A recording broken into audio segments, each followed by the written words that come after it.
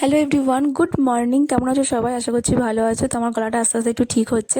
তো সকাল সকাল উঠে আমি এদিকে রান্নাবান্নাটা চাপিয়ে দিয়েছিলাম, কারণ অনেক কিছু আজকে রান্না করার আছে।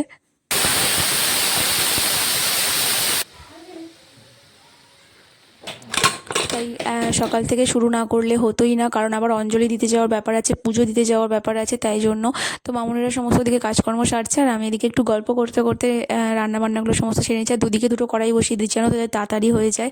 তো এদিকে ফুলকপি আলু তরকারির জন্য আলুটা ভেজে তুলে নিলাম, আর ওদিকে ফুলকপিটা তো অলরেডি ভাজাই আছে। তারপর শুক্তোও হবে, আজকে দুধ শুক্তো করবো বলে ঠিক করেছি। তো দুধ শুক্তোর সমস্ত কিছু সবজি তো ভালো করে ভাজতে হয়, তো সেসবও করছি। তাই জন্য দুদিকে দুটো কড়াই বসিয়ে চটপট করে নিচ্ছি, নাহলে অনেক বেশি দেরি হয়ে যাবে।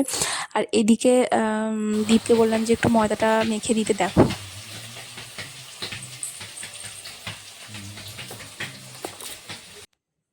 তো ও এখানে একা একা ময়দাটাকে করছিল, মানে চাল ছিল।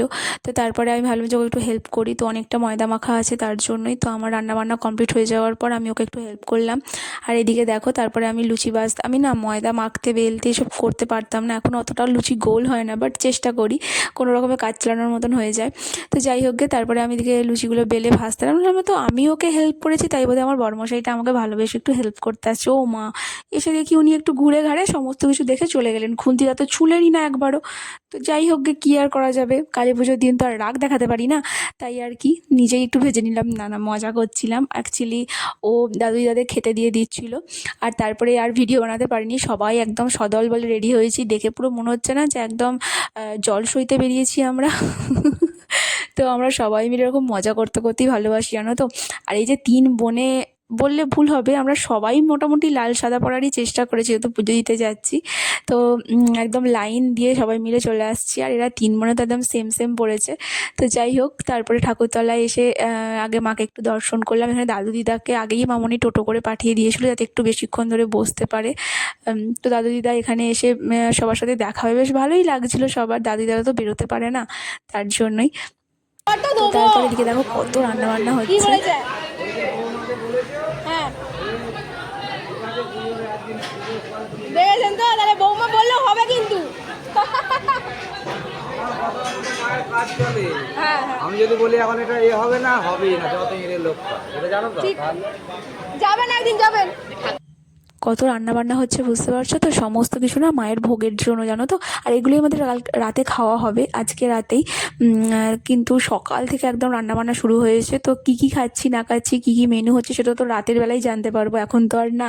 তো যাই হোক গে, তো এখানে দেখো সবাই মিলে বসে একটু আড্ডা মারছিলাম, একটু গল্প করছিলাম, কারণ তখন মায়ের পুজো হচ্ছিল। তো তারপর মায়ের পুজো কমপ্লিট হয়ে যাওয়ার পর আমাদের এখানে মামনি ভিতরে চলে গেছে, আর মায়ের সামনে বসে পুজো দিতে পেরে না বেশ ভালো লাগছিলো, জানো তো। তো মায়েরা তিনজনে মিলেই চলে গিয়েছিলো একদম ভেতরে। তো গিয়ে সুন্দর করে পুজোগুলো করিয়ে নিয়েছে। তো কারেন্টটা না অফ হয়ে গেছিলো, জানো তো, না হলে মায়ের মুখটা আরও ভালো করে বোঝা যেত। মা না আজকে সমস্ত গয়না পরে সেজেছে, এত ভালো লাগছিল না মাকে দেখতে যে কি বলবো, খুব সুন্দর লাগছিল। কারণ মায়ের সমস্ত সোনার অলংকার, রূপোর অলংকার সমস্ত কিছু পরেছিল আজকে। আর আমাকে কেমন লাগছে সেটাও একটু জানিও কিন্তু। আর এই শাড়িটা না দিদা আমাকে দিয়েছে, জানো তো, মানে দিদার শাড়ি দিদা আমাকে দিয়েছে। তো আমি ভাবলাম যে ঠিক আছে, চলো কালী পুজোর দিনই শাড়িটা ভাঙা যাক। তো আমাকে একা না, আমার বোনকেও, মানে ননদকেও একটা শাড়ি দিয়েছে। তো যাই হোক গে, তো লাল সাদা বলে ওটা আমি কালী পুজোর দিনই ভাঙলাম, আর একটু সিম্পল সাজার চেষ্টা করেছি।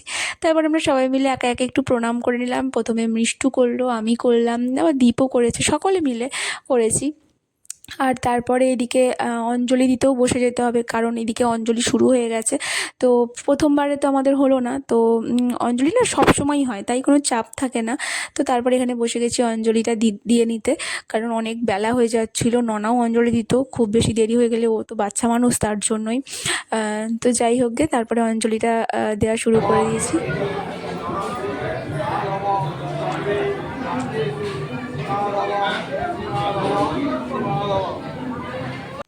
তো যতক্ষণে অঞ্জলি দেওয়া হচ্ছে ততক্ষণে মিশু ছিল আমাদের ক্যামেরাম্যান, ও ক্যামেরা করে দিচ্ছিল একটু। আর মা আর দাদু দিদা ওদিকে ছিল, কারণ ওরা তো আর অঞ্জলি দেবে না, তার জন্য। তো তারপর অঞ্জলি টঞ্জলি দিয়ে আমরা একটুখানি ওদিকে ফটোশ্যুট করলাম, একটু সবাই মিলে ফটো তুলে বাড়ি চলে এসেছিলাম। বাড়ি ছেড়ে এসে সবাই যে যার মতন কাপড় ছেড়ে নিয়েছে, বাট আমি ছাড়িনি, কারণ কিছু রিলস বানানোর আছে, তার জন্য। তোমরা আমার ভিডিও মানে চ্যানেলে অলরেডি দেখতে পেয়ে গেছো। তো এখানে গন্ধর্বপুরের মা লেচি কাটছে, মামনি লুচি বেলছে, আর এখানে আমার মা সমস্ত লুচি ভাজছে। তো তিন বোনে গল্প গল্প করতে করতে বেশ জমিয়ে কিন্তু কাজকর্ম করছে। তো যাই হোক, আমি আর সেখানে যাইনি কো, আমি ক্যামেরা করতেই ব্যস্ত। আর একজন কী করছে চলো তোমাদের সেটা দেখাই, দেখলে কিন্তু বেশ হাসিই লাগবে। তো এদিকে গন্ধর্বপুরের বাবা তিনি দরজার আড়াল থেকে তিন বোনের কাণ্ড কারখানা দেখছেন, তিন বোনের গল্প গুজব এইসব নজর করছিল। তো এই যে দেখো দরজার আড়াল থেকে এইভাবে দেখছে। তো যাই হোক, তো তারপরে আমি ঘরে গিয়ে দেখি সেখানেও একটা আসর বসে গেছে। সেখানে শালি, জামাইবাবু আর ভাগ্নি তিনজনে মিলে শুরু করে দিয়েছে দেদার আড্ডা। তো আমরা না সবাই মিলে এরকম মজা করেই থাকতে ভালোবাসি জানো তো, খুব ভালো লাগে যখন সবাই এরকম একসাথে থাকি। তারপরে মামনি সকলকে খেতে দিয়ে দিল। তো মামনি ডাকলেও সবাই খেতে চলে গেছে, কারণ অনেক বেলা হয়ে গেছে তো খেতে হবে। প্রায় 2টো বাজতে চললো, এখন না খেলে আর কখন খাওয়া হবে বলো। তাই সবাইকে মামনি চটপট খেতে দিয়ে দিয়েছে। ওদীপদা আমারটা নয়, মামনিটা করো ভালো করে, সবার করো, ওরকম এক জায়গায় ধরে থাকবে না। এদিকে বাপিরা খাচ্ছে সব ঘুরে। এত অসভ্য লোক আমি জন্মে দেখিনি, জীবনে প্রথমবার। এই যে মেয়েটা আবার ঘাড় ঘুরিয়ে দিচ্ছে, এই মেয়েটা চিন্তিত হয়ে পড়লো, ছবি উঠে গেল। এটা না দুটো দেবো, একটা এবার একটা। ছবি উঠছে বলে এত হাসছে। ইনি দেখুন সার্ভ করছে, ইনি সার্ভ করছে এখন। আমি হাঁড়ি নিয়ে দাঁড়িয়ে আছি, এই যে ইনি হাই নিয়ে দাঁড়িয়ে আছেন। উনি ভাত দিচ্ছেন। সব আমি পরে বলবো, তুমি এখন বলছো না। এই শুক্তো খাবি তো? হ্যাঁ। আলু দিয়ে আলু এখানে দুই বাবাতে খেতে বসেছেন। এই যে আমি ভাত দিচ্ছি। তো আবার বলবি রে ভাত। শুক্তো, পটল ভাজা, পনির আলুর তরকারি হয়েছে ফুলকপি দিয়ে। হ্যাঁ, এইটা কি ইয়ে নয়? না, সবই নয়, আমরা খাবো তো। ইয়ে মূলো খাবি? না। ওনা কি খাবি? আলু দেবো? শুধু ঝোল? একটা আলু নে। মূলো? আর কি হয়েছে তরকারি? আমার বরটা একটু আস্তে আস্তে শিখছে, কি বলো তোমরা? আমাকে দেখে কিন্তু বলাটা বেশ ভালোই শিখেছে, তাই না? তো যাই হোক, ও সকলের সাথে পরিচয় করিয়ে দিল, আর সমস্ত কী কী মেনু হয়েছে সেগুলো বলে দিল। তোমরা নিশ্চয়ই জানতে পেরে গেছো। তবে হ্যাঁ, দুটো জিনিস স্কিপ করে গেছে, যেটা বলতে ভুলে গেছে, সেটা হচ্ছে চাটনি ছিল আর তার সাথে দই ছিল। তো যাই হোক, সেগুলো খাওয়া দাওয়া করার পর দিকে মায়েরাও দুজনে বসে পড়েছে, দুই মাকে বসিয়ে দিয়েছে মামনি। আর তারপর এদিকে আমরাও তিনজনে বসে গেছি, কারণ অনেক বেলা হয়ে গেছে তো সবার খুব খিদে পেয়ে গেছে। উপোস করে শুধু প্রসাদ খেয়েই জল খেয়ে রয়েছি তার জন্য। আর এখানে আমার বরমশাই খাচ্ছে, এদিকে মামনি খাচ্ছে, আর আমি মাঝখানে। তো যাই হোক, তো আজকে ফুলকপি আর পনির দিয়ে যে তরকারিটা করেছিলাম না, সেটা জাস্ট ওয়াও হয়েছিল খেতে, সবাই বলছিল। যাই হোক গে, তো নিজের ক্রেডিট আর নিজে কী করে বলি বলো। তো সমস্ত রান্নাগুলোই খুব ভালো হয়েছিল, যেটা সবাই বলছে। যে আমি ও ভালো হয়েছে দিদিভাই, খুব ভালো হয়েছে। আমার মা আবার ঘুমিয়ে গেছে, কালকে ছোলার ডাল দিয়ে লুচি খেলো। ছোলার ডাল দিয়ে ভালো লাগে। হ্যাঁ, ঘুগনিটা আমার মানে লুচিটা মোটেই ভালো লাগে না, ঘুগনি একটু খাই। বলছে ঘুগনি তুলে এনে খাবো না, আমি লুচিগুলো খেতে খাবো, কালকে ছোলার ডাল আছে খাবে, বলছে দে, ওটাই আমাকে দে বেশি করে।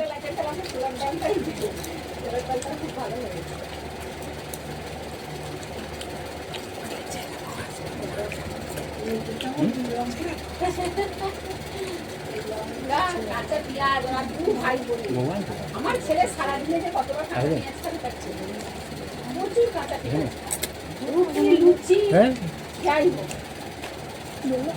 দিনের বেলা মাংস হলে তার সঙ্গে কাঁচা পেঁয়াজ, রাতে মাংসতে রুটি খেলে করে তার সঙ্গে কাঁচা পেঁয়াজ। তো আমি তো ফুলকপি আর পনিরের এই তরকারিটা দিয়েই সমস্ত লুচি প্রায় খেয়ে নিলাম, বাকি তরকারিতে তো আমি হাতই দিইনি ধরতে গেলে। আর মামনি বললো যে একটু ঘুগনিটা খেয়ে দেখ, তাই জন্য একটুখানি অল্প ঘুগনি নিলাম, কারণ আমার ওই ফুলকপিটাই বেশি বেস্ট লেগেছে। আর আমি তো কাঁচা লঙ্কা ছাড়া এক পাও চলতে পারি না, কাঁচা লঙ্কা ছাড়া আমি মানে কিছুই না, ভাত মুড়ি সবাইতে আমার কাঁচা লঙ্কা চাই। মা সেই গল্পই করছিল, নিশ্চয়ই শুনতে পেলে।